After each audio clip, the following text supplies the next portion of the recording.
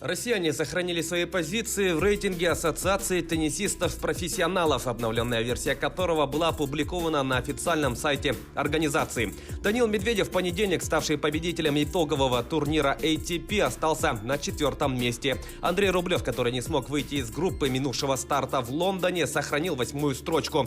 Карен Хачанов, не выступавший на этом турнире, по-прежнему располагается на 20-й позиции. Изменений не произошло и в лидирующей группе. Рейтинг возглавляет серб Новак Джокович. Следом идет испанец Рафаэль Надаль. 3-ю строчку занимает австриец Доминик Тим. Отметим, что на итоговом турнире ATP Медведев обыграл всех представителей данной тройки лидеров.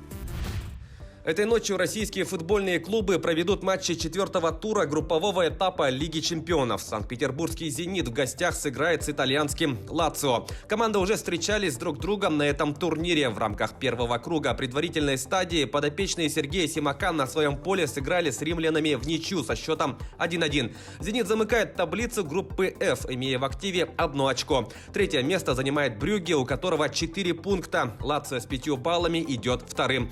Возглавляет квартет дортмундская Боруссия, набравшая 6 очков. Матч «Зенит-Лацио» стартует в 5 утра по якутскому времени.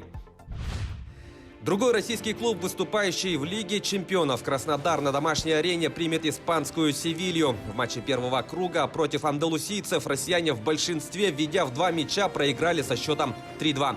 В данный момент краснодарцы занимают 3-ю строчку группы И, набрав 1 очко. Лидерство в квартете делят Челси и Севилья. У обеих команд по 7 баллов. Таблицу замыкает Рен, у которого, так же как и у россиян, 1 очко. Отметим, что в случае поражения российские клубы практически лишатся шансов на выход в плей-офф турнира. Стартовый свисток матча Краснодар-Севилья прозвучит в 2:55 ночи по якутскому времени.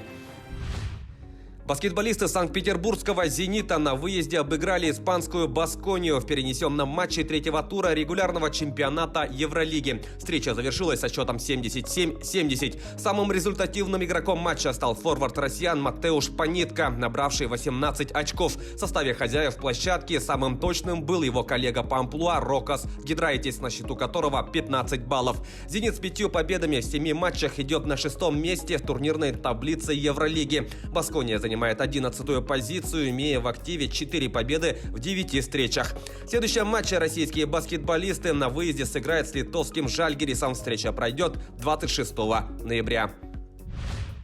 Омский «Авангард» со счетом 3-0 одержал победу над казанским «Акбарсом» в домашнем матче регулярного чемпионата континентальной хоккейной лиги. В составе победителей дубль оформил Корбен Найт. Еще 1 шайбу забросил Оливер Каски.